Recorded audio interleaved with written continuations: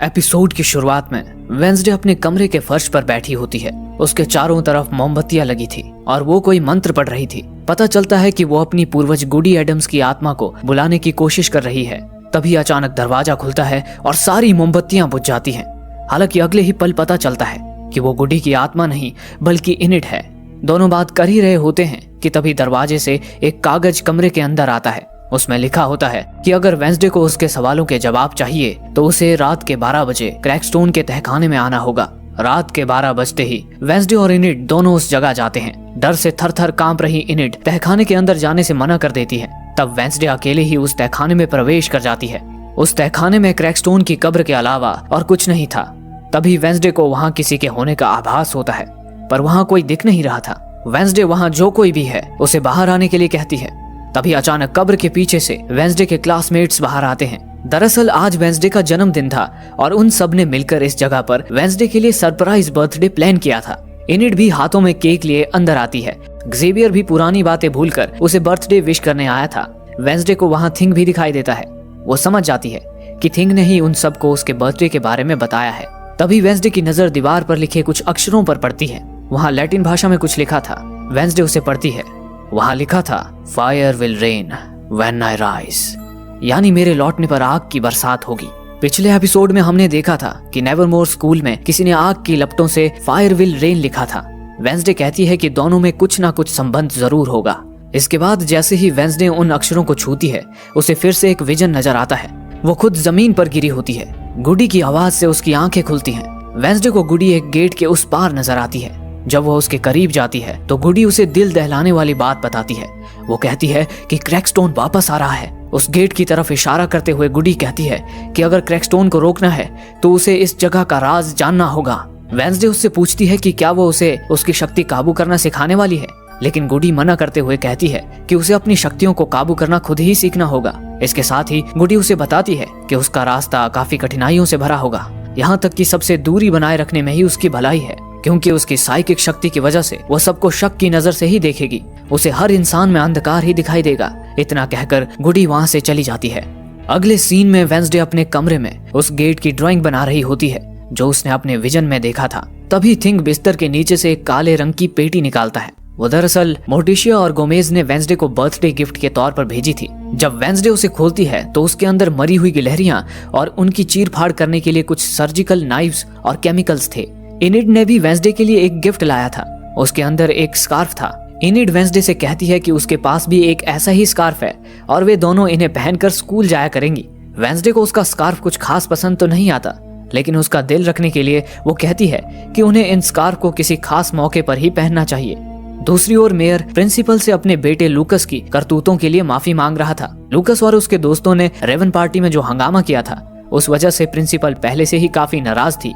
इसके साथ ही स्कूल के लॉन पर जो फायर विल रेन लिखा था, प्रिंसिपल को लगता है कि वो भी लूकस या उसके दोस्तों की ही हरकत होगी। मेयर उससे कहता है कि ये करतूत उसके बेटे लूकस की नहीं है, क्योंकि उसने अपने बेटे को पिछले एक हफ्ते से घर में ही बंद करके रखा है। प्रिंसिपल मेयर को जल्द से जल्द उन लोगों के नाम पता करने के लिए कहती है।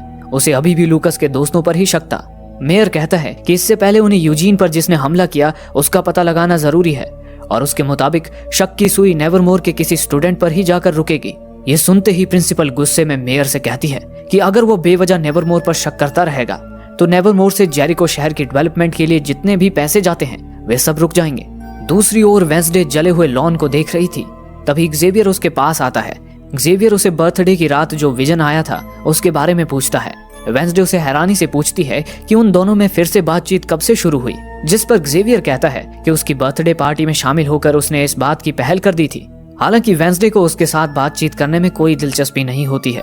वो ज़ेवियर से कहती है कि अभी भी उस पर राक्षस होने का शक है। ज़ेवियर ये सुनते ही मायूस हो जाता है, लेकिन जाने से पहले कहता है कि अगर कभी उसे उसकी जरूरत पड़ी तो वो हाजिर है।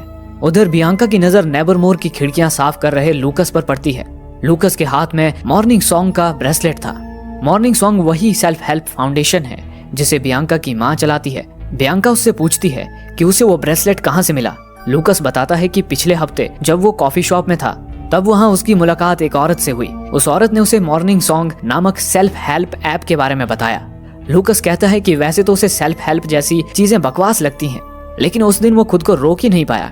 बियांका समझ आती है कि उसकी मां ने लूकस पर सायरन शक्ति का इस्तेमाल किया था। बियांका लूकस से कहती है कि उसे जल्द से जल्द मॉर्निंग सॉन्ग से दूरी बना लेनी चाहिए, क्योंकि उन्हें उसका भला करने में कोई दिलचस्पी नहीं है। वे लोग तो सिर्फ उसके पैसों के पीछे पड़े हैं।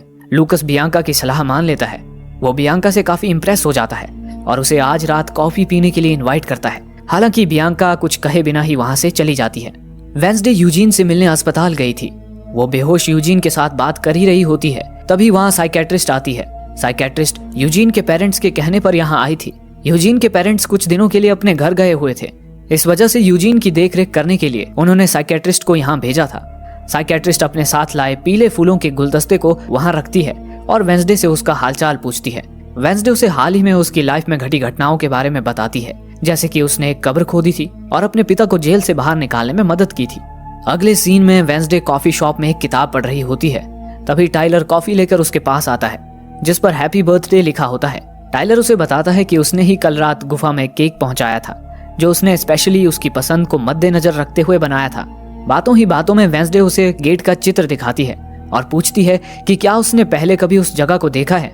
हालांकि टाइलर भी उस गेट को पहली बार ही देख रहा होता है। उसके मुंह से ना सुनते ही वेंसडे फिर से अपनी किताब पढ़ने में लीन हो जाती है। वेंसडे ने गुडी की अकेले रहने की सलाह मान ली थी, इस वजह से वो टाइलर को नजरअंदाज कर रही थी। वेंसडे का बदला हुआ रवैया देखकर टाइलर उससे पूछता है कि क्या उससे कोई गलती हुई है, लेकिन इस पर वेंसडे कुछ नहीं कहती। तभी शेरिफ वहां आता है। वेंसडे उसके पास जाती है और कहती है कि लॉन में आग से लिखे जो शब्द थे, उसे वही शब्द क्रैकस्टोन की गुफा में लिखे मिले हैं। उन दोनों में जरूर कोई साम्य है, लेकिन शेरिफ उसकी बातों को नजरअंदाज करता है। वेंसडे कॉफी शॉप से सीधे ज़ेवियर के आर्ट रूम में उससे मिलने जाती है। वो उसे भी वही गेट का चित्र दिखाती है और उसके बारे में पूछती है। ज़ेवियर उसे अपनी एक पेंटिंग दिखाता है। उसने भी उसी गेट की तस्वीर बनाई होती है। ज़ेवियर बताता है कि उसे फिर से वही सपने आ रहे हैं। 2 दिन पहले आए सपने में उसने ये गेट देखा था। वह आगे वेंसडे को बताता है कि ये गेट्स फैमिली का पुराना बंगला है। वह हर रोज जॉगिंग करते समय इस बंगले के सामने से गुजरता है। उनकी बातें चल ही रही होती हैं कि तभी थिंग वेंसडे को इशारा करता है और एक पेंटिंग से कपड़ा हटाता है। उस कपड़े के पीछे वायलिन बजाती वेंसडे की पेंटिंग होती है। ज़ेवियर अपनी सफाई में कहता है कि डांस वाली रात के बाद उसने उसे भूलने की काफी कोशिश की, लेकिन भुला नहीं पाया। उसने बस पेंट करना शुरू किया और उसकी तस्वीर बन गई। लेकिन इस पर भी वेंसडे बिना कुछ कहे वहां से चली जाती है। कॉफी शॉप में बियांका लूकस का इंतजार कर रही थी। कुछ देर बाद वो वहां से जाने ही वाली होती है कि तभी लूकस वहां आता है। लूकस ने बियांका से वहां आने की उम्मीद नहीं की थी, लेकिन उसे वहां देखकर लूकस को काफी अच्छा लगता है। लूकस बियांका को दिखाता है कि उसने उसके कहने पर मॉर्निंग सॉन्ग का ब्रेसलेट अपने हाथ से निकाल दिया है। इसके बाद दोनों एक दूसरे से अपनी लाइफ में चल रही प्रॉब्लम्स के बारे में बात करते हैं। बियांका उसे बताती है कि उसकी माँ ने एक बार उससे कहा था कि क्योंकि वो एक सायरन है, वो कितने भी अच्छे काम कर ले, कुछ लोग उसे बुरा ही समझेंगे। बियांका उसे गलत साबित करना चाहती है। लूकस उसके इस जज्बे की तारीफ करता है और अपने बारे में बताता है। वो बताता है कि ज्यादातर लोगों को वो एक नकारा लड़का लगता है और उसने भी आज तक उनकी सोच बदलने के लिए कुछ खास नहीं किया है। लूकस आगे कहता है कि जब उसने रेवन पार्टी में हंगामा किया था, उस दिन उसे अपने किए पर काफी शर्मिंदगी महसूस हुई। उसी दिन उसने खुद को बदलने की ठानी थी। बियांका उसके उठाए इस कदम की तारीफ कर उसका हौसला बढ़ाती है। वेंसडे ने गैरेट गेट्स के बंगले को ढूंढ लिया था। वो देखती है कि गेट का ताला टूटा हुआ है। वो चुपके से गेट के अंदर जाती है, लेकिन जैसे ही वो दरवाजे के नजदीक जाती है, उसे बंगले से कोई बाहर आते हुए दिखाई देता है और वो तेजी से वहां से भागकर छुप जाती है। दरवाजे से मेयर बाहर आता है। मेयर शेरिफ को कॉल करता है और उसे कहता है कि शायद उसने असली मुजरिम का पता लगा लिया है। वो शेरिफ को कॉफी शॉप में मिलने के लिए कहता है। वेंसडे थिंग को उसका ध्यान भटकाने के लिए कहती है और खुद मेयर की गाड़ी में जाकर छुप जाती है। मेयर की गाड़ी कॉफी शॉप के सामने आकर रुकती है, जहां शेरिफ उसका इंतजार कर रहा था। मेयर गाड़ी से उतरकर कॉफी शॉप की तरफ बढ़ने लगता है कि तभी एक नीले रंग की गाड़ी मेयर को उड़ाकर चली जाती है। अगले सीन में वेंसडे शेरिफ के साथ कॉफी शॉप में बैठी होती है और एम्बुलेंस मेयर को अस्पताल में ले जा रही होती है। शेरिफ वेंसडे से पूछता है कि वो मेयर की गाड़ी में क्या कर रही थी। वेंसडे उसे बताती है कि उसने मेयर और शेरिफ की बातें सुन ली थी और कातिल के बारे में और जानने के लिए ही वो उस गाड़ी में बैठी थी। शेरिफ उसका बयान लेकर उसे छोड़ देता है, लेकिन स्कूल में प्रिंसिपल विम्स उस पर काफी चिल्लाती है। वो पूरे स्कूल में लॉकडाउन जाहिर करती है। इस वजह से वेंसडे अब हॉस्टल से बाहर नहीं जा सकती। जब वेंसडे अपने कमरे में अपनी किताब लिख रही होती है, तब बॉटनी टीचर उससे मिलने आती है।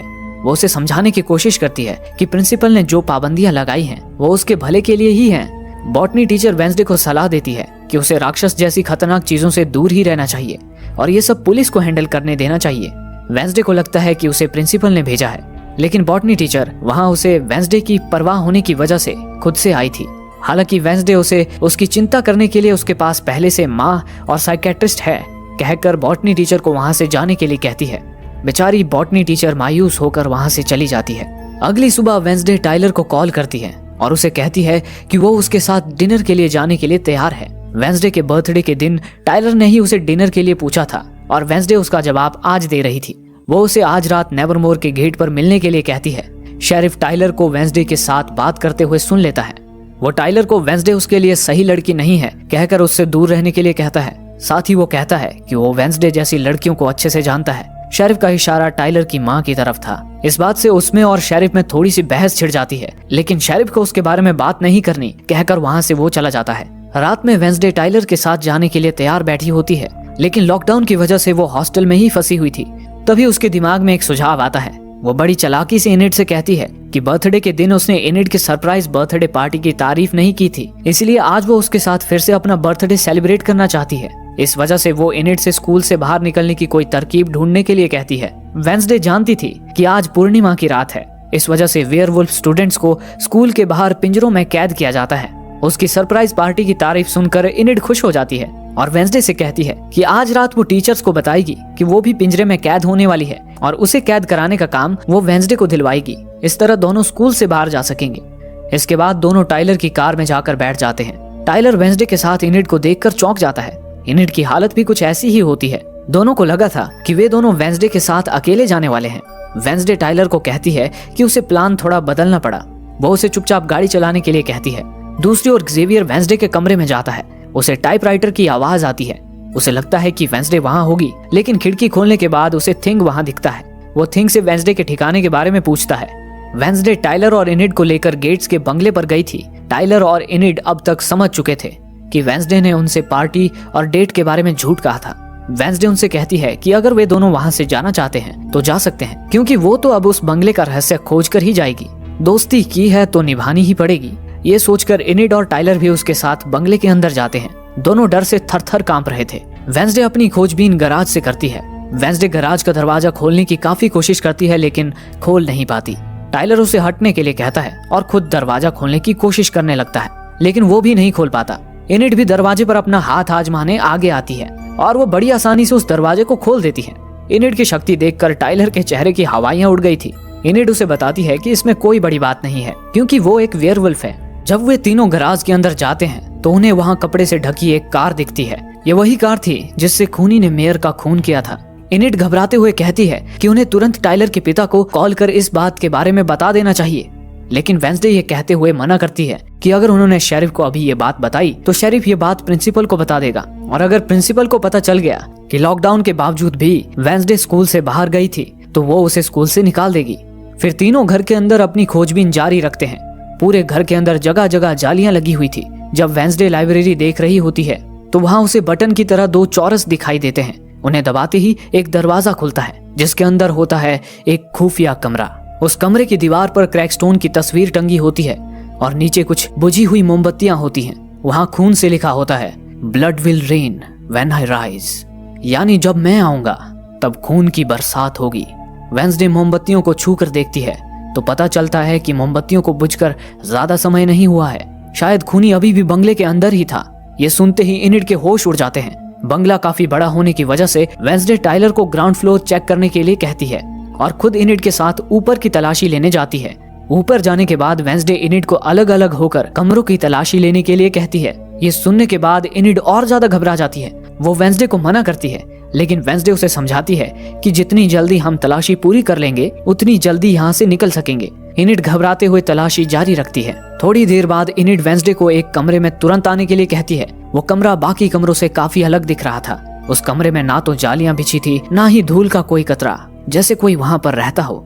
वेंसडे को उस कमरे में ताजे पीले गुलाब के फूल भी दिखाई देते हैं। वहीं मेज पर एक छोटी सी पेटी भी होती है जिसके अंदर एक नाचती हुई गुड़िया होती है।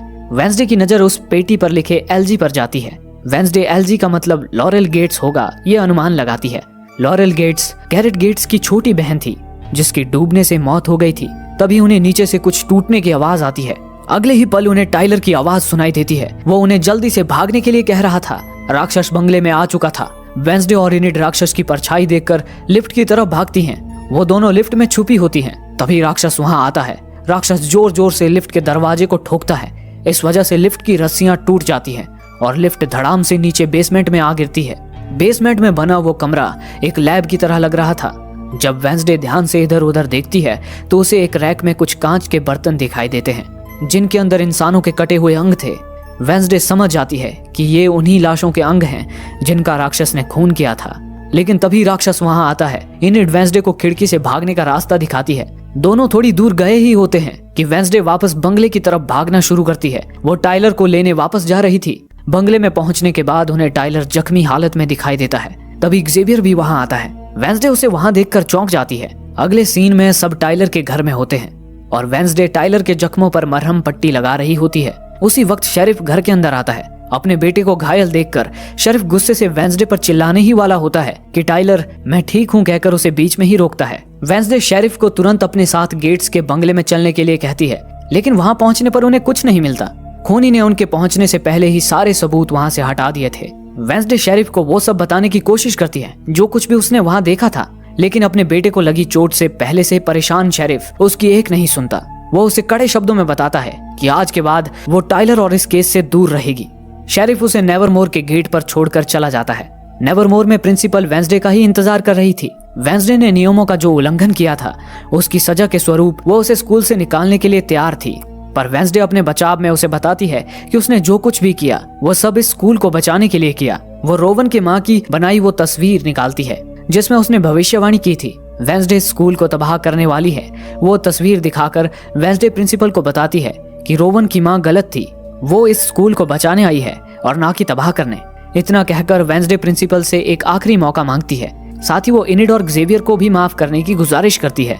प्रिंसिपल उसकी बातों से थोड़ी शांत हो जाती है, गुस्से में ही सही, लेकिन वो वेंसडे को एक आखिरी मौका देती है। कमरे में पहुंचने के बाद वेंसडे को इनिड अपना सामान पैक करते हुए दिखाई देती है। वो वेंसडे से काफी गुस्सा थी। वो वेंसडे से कहती है कि आज वेंसडे की वजह से उसकी जान जा सकती थी। हालांकि वेंसडे अपने रूखे ढंग में उससे कहती है कि वो उससे पहले ही माफी मांग चुकी है और इस केस को सुलझाने के और भी करीब पहुंच चुकी है। उसकी रूखी बातें सुनकर इनिड को और गुस्सा आ जाता है और उसे उसकी दोस्ती की कोई कदर नहीं है कहकर अपनी दूसरी दोस्त के कमरे में रहने चली जाती है। उसके जाते ही वेंसडे मायूस होकर जमीन पर बैठ जाती है। आज पहली बार उसे किसी के जाने के बाद अफसोस हो रहा था, लेकिन उसे गुडी की बात याद आती है कि अकेले रहने में ही उसकी भलाई है। तभी उसे गेट्स के बंगले से मिले उस बक्से की याद आती है। वेंसडे उस बक्से को टटोलने लगती है। तभी उस बक्से के नीचे से कुछ गिरता है। जब वो उसे उठाकर देखती है तो दंग रह जाती है। वो वेंसडे की तस्वीरें थी। खूनी उस पर अपनी नजर गड़ाए हुए था। शहर के सभी लोग मेयर के फ्यूनरल में आए हुए थे। आज जोर की बारिश हो रही थी। वेंसडे का दिमाग अभी भी राक्षस के ख्यालों से भरा हुआ था। एक अनजान आदमी वेंसडे को पेड़ की आड़ में छिपकर देख रहा था। जैसे ही वेंसडे की नजर उस पर पड़ती है वो वहां से भागने लगता है। वेंसडे भी उसका पीछा करती है, लेकिन एकाएक वो आदमी वेंसडे की नजरों से ओझल हो जाता है। वेंसडे वो कहाँ गया ये देख ही रही होती है कि तभी पेड़ पर छिपकर बैठा वो आदमी वेंसडे की ओर कूदता है। वेंसडे भी काफी फुर्ती से अपनी तलवार से उस पर वार करने की कोशिश करती है, पर वो आदमी उसके वार को बड़ी आसानी से ब्लॉक कर उसे ही बिजली का झटका देता है। पर इसके बावजूद भी वेंसडे के चेहरे पर मुस्कुराहट उभर आती है। दरअसल ये आदमी और कोई नहीं बल्कि वेंसडे के पिता का भाई अंकल फेस्टर था। फेस्टर चोरी डकैत जैसे कई गलत काम कर चुका है, वही उसका पेशा है। अंकल फेस्टर और वेंसडे भावनिक तौर पर एक दूसरे के काफी करीब हैं, बावजूद इसके कि फेस्टर एडम्स फैमिली में लगा इकलौता दाग है। वैसे तो फेस्टर बोस्टन शहर जाने वाला था, लेकिन गोमेज ने उसे नेवरमोर में घटी भयावह घटनाओं के बारे में बताया था, इसलिए जाने से पहले वो वेंसडे से मिलने यहाँ आया है। फेस्टर वेंसडे से कहता है कि उसे छुपने के लिए कोई जगह चाहिए। वेंसडे उसे छुपने के लिए यूजीन के मधुमक्खियों की झोंपड़ी देती है। फेस्टर वेंसडे से उस राक्षस की नस्ल पूछता है। वेंसडे उसे जेवियर की बनाई तस्वीर दिखाती है। फेस्टर उसे बताता है कि ऐसे राक्षसों को हाइड कहा जाता है। वेंसडे उसे बताती है कि नेवरमोर की लाइब्रेरी इतनी बड़ी होने के बावजूद भी वहाँ ऐसी कोई किताब नहीं है जहाँ इस राक्षस का जिक्र हो। तब फेस्टर उसे बताता है कि कई सालों पहले जब गोमेज ने उसे नाइटशेड्स क्लब में छुपाया था, तब उसे वहाँ एक छोटी सी तिजोरी दिखी थी। उसे लगा था कि उसके अंदर कोई पैसे या गहने होंगे। हालांकि तिजोरी खोलने पर उसे वहाँ एक डायरी मिली। वो नेवरमोर के फाउंडर नेथेनियल फॉकनर की डायरी थी। नेवरमोर खोलने से पहले नेथेनियल फॉकनर ने सारे आउटकास्ट्स की जानकारी इकट्ठा की थी। ये सारी जानकारी उसने उसकी डायरी में लिख रखी थी। ये सुनने के बाद वेंसडे फेस्टर को आज रात नाइटशेड्स क्लब की लाइब्रेरी में मिलने के लिए कहती है। साथ ही जाने से पहले वो उसे कहती है कि अगर पुलिस ने उसे यहाँ ढूंढ लिया तो उस पर जो इनाम है वो उसे अपने नाम करेगी, जिस पर फेस्टर भी मुस्कुराते हुए कहता है कि उसे भी उससे यही उम्मीद है। रात में जब वेंसडे सबसे छुपकर नाइटशेड्स लाइब्रेरी के अंदर जाती है, वहाँ वो अंकल फेस्टर को आवाज लगाती है, लेकिन उसकी आवाज सुनकर फेस्टर की जगह जेवियर बाहर आता है। वेंसडे उससे पूछती है कि वो यहाँ क्या कर रहा है। जवाब में जेवियर उससे कहता है कि वो नाइटशेड्स क्लब का सदस्य है, इसलिए उसकी बजाय वेंसडे को ये बताना चाहिए कि वो यहाँ क्या कर रही है। वेंसडे कहती है कि वो राक्षस पर रिसर्च कर रही है। जेवियर उसे कहता है कि उसने यहाँ की सारी किताबें छान ली हैं, लेकिन उसे यहाँ राक्षस पर लिखी कोई किताब नहीं मिली, जिस पर वेंसडे उस पर शक करने के अंदाज में कहती है कि उसके होते हुए वो किताब यहाँ हो भी कैसे सकती है। उसकी ये बात जेवियर के दिल को चुभ जाती है। वो वेंसडे से कहता है कि उसे असली दोस्तों की पहचान नहीं है, क्योंकि वो तो पहले दिन से ही उसके साथ है। एक वही था जिसने रोबन से उसकी जान बचाई थी, साथ ही उसकी राक्षस वाली थ्योरीज पर भी यकीन किया था। इसके जवाब में वेंसडे उससे कहती है कि ऐसा कैसे हो सकता है कि हमेशा जहां भी राक्षस होता है वहां कहीं ना कहीं से तुम भी पहुंच जाते हो। जेवियर उससे पूछता है कि अगर वो राक्षस है तो उसने अब तक उसे क्यों नहीं मारा, जिस पर वेंसडे कहती है क्योंकि शायद वो उसे पसंद करता है। हालांकि जेवियर तुम में पसंद करने जैसा है ही क्या, कहकर वहां से चला जाता है। जेवियर के जाते ही अचानक फेस्टर वहां आता है। इसके बाद फेस्टर उसे वो तिजोरी दिखाता है जो एक तस्वीर के पीछे छुपा कर रखी गई थी। थिंग उस तिजोरी को बड़ी आसानी से खोलता है और वेंसडे उसके अंदर रखी डायरी अपने पास रख लेती है। कमरे में पहुंचने के बाद वेंसडे और फेस्टर उस डायरी में हाइड की जानकारी ढूंढने लगते हैं। उस डायरी में हाइड के बारे में लिखा होता है कि हाइड शक्तिधारक इंसान आर्टिस्ट की भांति ही इंटेलिजेंट होता है, साथ ही वो काफी गुस्सैल भी होता है। कोई भी हाइड धारक इंसान शुरू से हाइड नहीं रहता, वो तब तक एक इंसान रहता है जब तक उसके अंदर के हाइड को रासायनिक प्रक्रिया से या हिप्नोसिस की मदद से जगाया नहीं जाता। हाइड उसे जगाने वाले इंसान यानी अपने मालिक से काफी वफादार रहता है और अपने मालिक के हर गलत काम में उसका साथ देता है। इससे ये बात साबित हो जाती है कि शहर में हो रही हत्याओं के पीछे एक नहीं बल्कि दो लोग हैं, राक्षस और उसका मालिक। तभी दरवाजे पर दस्तक होती है। दरवाजे से बॉटनी टीचर अंदर आती है। फेस्टर उसके अंदर आने से पहले ही कमरे में कहीं छुप गया था। इनिड ने स्कूल के बचे हुए सालों में एक दूसरी लड़की के साथ हॉस्टल में रहने के लिए प्रिंसिपल के पास अर्जी दी थी। बॉटनी टीचर इनिड और वेंसडे के बीच सुलह कराने आई थी। वो उसे समझाते हुए कहती है कि इनिड और उसके बीच एक अनोखा बॉन्ड बन चुका था। हालांकि वेंसडे अपने ही रूखे अंदाज में उसे अकेले ही रहना पसंद है कहकर इस बातचीत को ही खत्म करती है। अंदर से वो भी जानती थी कि उसे इनिड से लगाव हो चुका था, लेकिन गुडी ने उसे अकेले रहने के लिए कहा था, इस वजह से वो ये सब कर रही थी। बॉटनी टीचर निराश होकर वहाँ से चली जाती है। अगली सुबह जेवियर अपने आर्ट रूम के सामने मोबाइल पर किसी से बात कर रहा होता है। वो किसी को तुरंत मिलने के लिए कह रहा था। अचानक वेंसडे उसके सामने आती है और उससे पूछती है कि वो किससे बात कर रहा था, पर जेवियर वेंसडे से पहले से गुस्सा था। वो उसे कोई भी जवाब दिए बगैर वहाँ से चला जाता है। फेस्टर ने जेवियर की साइकिल पर ट्रैकर लगाया था। इसके बाद फेस्टर और वेंसडे दोनों फेस्टर के अनोखे स्कूटर पर सवार होकर उसका पीछा करने निकल पड़ते हैं। आगे जेवियर साइकेट्रिस्ट से जाकर मिलता है और दोनों में कुछ बातचीत होती है। इसके बाद वो साइकेट्रिस्ट के साथ बैठकर कहीं चला जाता है। वेंसडे का जेवियर ही हाइड है, ये शक और गहरा होता जा रहा था। वो तुरंत इस बात से प्रिंसिपल को आगाह करने उसके कैबिन में जाती है। हालांकि साइकेट्रिस्ट वहाँ पहले से ही मौजूद थी। वेंसडे अपने शक को यकीन में बदलने के लिए बातों ही बातों में साइकेट्रिस्ट से ये बात उगलवाती है कि उसे हिप्नोसिस भी आती है। साइकेट्रिस्ट को हिप्नोसिस आती है, ये बात सुनकर वेंसडे का शक यकीन में बदल जाता है कि हाइड राक्षस के पीछे जेवियर और साइकेट्रिस्ट का ही हाथ है, क्योंकि हाइड को जगाने के एक तरीके में हिप्नोसिस भी शामिल है। कॉफी शॉप में वो यही बात फेस्टर के साथ डिस्कस कर रही होती है। तभी टाइलर वेंसडे को कॉफी देने आता है। वेंसडे उसकी जान पहचान अपने अंकल से करवाती है। टाइलर की नजर उस डायरी पर भी पड़ती है। वेंसडे उसे बताती है कि जेरिको में हड़कंप मचाने वाले राक्षस को हाइड कहा जाता है। टाइलर भी कहता है कि उस दिन जिसने उस पर हमला किया था वो ऐसा ही था। तभी शेरिफ वहाँ आता है। शेरिफ दोनों को साथ देखकर टाइलर को याद दिलाता है कि उसने उसे वेंसडे से दूर रहने के लिए कहा था। शेरिफ उसे एक पोस्टर चिपकाने के लिए देता है जिसमें एक वांटेड क्रिमिनल की तस्वीर होती है। वो वांटेड क्रिमिनल और कोई नहीं बल्कि अंकल फेस्टर है। शेरिफ टाइलर को बताता है कि फेस्टर ने एक बैंक लूटा है। वो टाइलर से पूछता है कि क्या उसने फेस्टर को कहीं देखा है। हालांकि टाइलर जानते हुए भी मना कर देता है। वेंसडे फेस्टर को बचाने के लिए उसका शुक्रिया अदा करती है। टाइलर वेंसडे को उसके साथ डेट पर चलने के लिए कहता है। वेंसडे बहाना देकर मना करने की कोशिश करती है, पर टाइलर उसे याद दिलाता है कि पिछली बार वो उसकी वजह से राक्षस के चंगुल में फंस गया था। इस वजह से उसे इस बार उसके साथ डेट पर आना ही होगा। आखिरकार वेंसडे कर्ज चुकाने के लिए ही सही लेकिन डेट के लिए मान जाती है। टाइलर उसे रात 9 बजे क्रैकस्टोन की गुफा में आने के लिए कहता है। वेंसडे थिंग को डायरी की जिम्मेदारी सौंपती है और डेट के लिए क्रैकस्टोन की गुफा में जाती है। वहां पहुंचने के बाद वो टाइलर को साफ शब्दों में बताती है कि वो सिर्फ यहाँ उस दिन का कर्जा चुकाने आई है। टाइलर उसे एक गुलाब का फूल देता है और अपनी आंखें बंद करने के लिए कहता है। इसके बाद वो उसे गुफा के अंदर ले जाता है और उसे अपनी आंखें खोलने के लिए कहता है। टाइलर ने गुफा को काफी अच्छे से सजाया था। उसने वेंसडे की पसंद को ध्यान में रखते हुए एक हॉरर मूवी का भी इंतजाम किया था। दोनों साथ में मूवी देखते हैं। गुफा से थोड़ी ही दूर शेरिफ फेस्टर को ढूंढ रहा था और उसे वहाँ फेस्टर की बाइक मिल गई थी। वो बाकी पुलिस वालों को आसपास की जगह अच्छे से छानबीन करने के लिए कहता है। गुफा में मूवी देखने के बाद टाइलर वेंसडे को अपने दिल की बात बताता है। हालांकि वेंसडे उसे आगाह करती है कि वो किसी की मोहब्बत तो क्या दोस्त बनने के लायक भी नहीं है, पर टाइलर उसकी बात को अनदेखा कर कहता है कि तुम चाहे कुछ भी कहो, मेरा फैसला नहीं बदलने वाला।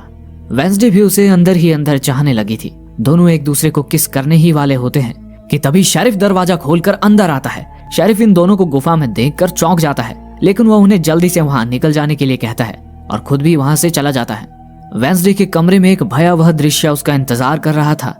कमरे में पहुंचने पर वो देखती है कि उसके कमरे का सामान इधर उधर बिखरा पड़ा है। तभी खून की बूंदें टपकने की आवाज आती है। किसी ने थिंग को चाकू मारकर बेरहमी से दीवार पर लटकाया था। वो तेजी से थिंग को लेकर अंकल फेस्टर की तरफ भागती है। फेस्टर उसे बिजली के झटके देकर होश में लाने की कोशिश करता है, लेकिन काफी कोशिश करने के बाद भी थिंग हिल भी नहीं रहा था। पर वेंसडे उसे कोशिश करते रहने के लिए कहती है। आखिरकार थिंग होश में आ जाता है। वेंसडे उससे पूछती है कि उसे चाकू किसने मारा। थिंग बताता है कि किसी ने उसे पीछे से चाकू मारा था, इस वजह से वो उसका चेहरा नहीं देख पाया। वेंसडे कसम खाती है कि जिसने भी थिंग के साथ ये सब किया है वो उसे छोड़ेगी नहीं। वेंसडे फेस्टर को शेरिफ उसे ढूंढ रहा है ये बात बताती है और जल्द से जल्द वहां से भाग जाने के लिए कहती है। नेवरमोर में पहुंचने के बाद वेंसडे ये सारी बात प्रिंसिपल को बताती है। साथ ही वो उसे बताती है कि किसी ने उसके कमरे से नथानियल फॉकनर की डायरी चुराई है। प्रिंसिपल चौंकते हुए उससे पूछती है कि वो डायरी तो नेवरमोर की गुप्त लाइब्रेरी में थी। प्रिंसिपल कैबिन में मौजूद बॉटनी टीचर को वहां से जाने के लिए कहती है। इसके बाद वो वेंसडे को बताती है कि नथानियल फॉकनर ने हाइड राक्षस पर सबसे ज्यादा रिसर्च की थी। वो ये जानना चाहते थे कि हाइड अंधाधुंध खून करते हैं या अपने पूरे होशो हवास में, लेकिन इससे पहले कि वो किसी नतीजे पर पहुंचते एक हाइड के हाथों ही वो मारे गए और उन्हें उनकी रिसर्च को जारी रखने की कोशिश की, पर हाइड को काबू में करना काफी मुश्किल था। इसीलिए उन्होंने इस रिसर्च को बीच में ही बंद कर दिया और इसी के चलते 30 साल पहले हाइड को नेवरमोर से भी बैन कर दिया गया था। वेंसडे ये सुनकर हैरान थी कि जब प्रिंसिपल को हाइड के बारे में पता था तो उसने शेरिफ को इसके बारे में बताया क्यों नहीं। प्रिंसिपल कहती है कि ये सब उसने नेवरमोर को बचाने के लिए किया है, क्योंकि अगर ये बात सामने आ जाती तो शेरिफ नेवरमोर को बंद कर देता। प्रिंसिपल वेंसडे से कहती है कि अगर उसे किसी पर हाइड होने का शक है तो वो उसे तुरंत बताए। हालांकि वेंसडे उसे कुछ भी बताने से मना करती है और वहां से चली जाती है। अगले दिन जब वो स्कूल में होती है तब बियांका उसके पास आती है और बताती है कि उसे मेयर के खून के बारे में कुछ पता चला है। बियांका उसे नाइट शेड्स क्लब की गुप्त लाइब्रेरी में ले जाती है। वहां लूकस भी पहले से ही मौजूद था। लूकस वेंसडे के हाथों में कुछ कागज देता है और बताता है कि ये कागज उसने उसके पिता मेयर वॉकर के लैपटॉप से प्रिंट किए हैं। वो आगे बताता है कि मेयर किसी लॉरेल गेट्स को ढूंढ रहा था। ब्रिटिश पुलिस के मुताबिक लॉरेल गेट्स कई सालों पहले ही डूबने से मर गई थी। हालांकि उन्हें कभी उसकी लाश नहीं मिली। वेंसडे उन कागजों को देखती है। उसमें लिखा होता है कि गेट्स का बंगला 1 साल पहले एक 90 साल की बूढ़ी औरत ने खरीदा था। अचानक किसी अनजान वजह से उसकी मौत हो गई। मरने से पहले उसने अपनी जायदाद अपनी नर्स के नाम कर दी थी, जिसका नाम है टेरेसा एलग्लाओ। होशियार वेंसडे झट से पहचान जाती है कि टेरेसा एलग्लाओ नाम में जो लेटर्स हैं वही लेटर्स लॉरेल गेट्स में भी हैं। ये बात इस तरफ इशारा कर रही है कि नर्स ही लॉरेल गेट्स है। बियांका वेंसडे से पूछती है कि भला लॉरेल गेट्स ने अपना नाम बदलकर अपना ही बंगला क्यों खरीदा। वेंसडे उसे कहती है कि यकीनन वो उन सब से अपना बदला लेने आई है जिनकी वजह से उसका पूरा परिवार खत्म हो गया, जिसमें शामिल है मेयर, फोरेंसिक डॉक्टर, वेंसडे की फैमिली और पूरा नेवरमोर स्कूल। इसके बाद वेंसडे सीधे साइकेट्रिस्ट के पास जाती है। वेंसडे साइकेट्रिस्ट को वो छोटी पेटी देती है जो उसे गेट्स के बंगले में मिली थी और उससे उगलवाने की कोशिश करती है कि वही लॉरेल गेट्स है। हालांकि इसका कुछ फायदा नहीं होता। तब वेंसडे उस पर आरोप लगाती है कि वही लॉरेल गेट्स है और उस दिन उसी ने मेयर को अस्पताल में जाकर मारा था। वेंसडे आगे कहती है कि किसी साइकेट्रिस्ट के लिए अस्पताल में घुसकर यह सब करना काफी आसान है। वेंसडे उसे बताती है कि जब साइकेट्रिस्ट यूजीन से मिलने आई थी तब उसने साइकेट्रिस्ट के हाथ में वही फूल देखे थे जो वेंसडे को गेट्स के बंगले पर मिले थे। हालांकि साइकेट्रिस्ट इन सब आरोपों को झुठला देती है और उसे किसी पेशेंट से मिलने जाना है कहकर वहां से जाने लगती है। वेंसडे उसे रोकती है और कहती है कि वो जानती है कि साइकेट्रिस्ट जेवियर से मिलने जा रही है। वो ये भी जानती है कि उसी ने जेवियर के अंदर का हाइड राक्षस जगाया है। साइकेट्रिस्ट उसकी बातें सुनकर गुस्से से पागल हो जाती है। वेंसडे के जाते ही वो प्रिंसिपल को कॉल करती है और उसे वेंसडे की हरकतों के बारे में बताने लगती है। हालांकि तभी उसे कुछ अजीब सी आवाजें सुनाई देती हैं। वो देखने के लिए आगे बढ़ती है कि तभी हाइड उस पर हमला करता है। उसकी दर्दनाक चीखें फोन पर मौजूद प्रिंसिपल तक भी पहुंचती हैं। अगले सीन में प्रिंसिपल और वेंसडे अस्पताल के बाहर बैठे होते हैं। तभी शेरिफ आकर उन्हें यह खबर देता है कि साइकेट्रिस्ट जिंदा नहीं बच पाई। ये सुनते ही गुस्से से बिलबिलाती वेंसडे जेवियर का पर्दाफाश करने वहां से निकल पड़ती है। जब जेवियर अपने आर्ट रूम के अंदर जाता है तो वेंसडे को वहां पहले से मौजूद पाता है। वो उसे वो चाकू देती है जिससे थिंग को घायल किया गया था। जेवियर अपने बचाव में कहता है कि वो माने या न माने, लेकिन वो उसके कमरे में नहीं गया था। वेंसडे कहती है कि उसे उसकी एक पेंटिंग काफी पसंद आई और इतना कहकर वो एक पेंटिंग से पर्दा हटाती है। वो साइकेट्रिस्ट की पेंटिंग थी जिस पर हाइड के पंजे का निशान बना हुआ था। वेंसडे उसे और भी कुछ चीजें दिखाती है जो जेवियर की मेज पर रखी थी, जैसे यूजीन का चश्मा और इनहेलर, वेंसडे के छुपकर लिए हुए फोटोज और साथ ही साइकेट्रिस्ट का नेकलेस। वो चीजें देखकर जेवियर के चेहरे की हवाइयां उड़ जाती हैं। इससे पहले कि वो अपने बचाव में कुछ कह पाता, शेरिफ पुलिस के साथ अंदर आता है और पुलिस जेवियर को गिरफ्तार कर अपने साथ ले जाती है। हालांकि जेवियर बार बार पुलिस और वेंसडे से कह रहा था कि उसे फंसाया गया है। जब वेंसडे अपने कमरे में वापस लौटती है तब उसे अपने कमरे में इनिड दिखती है।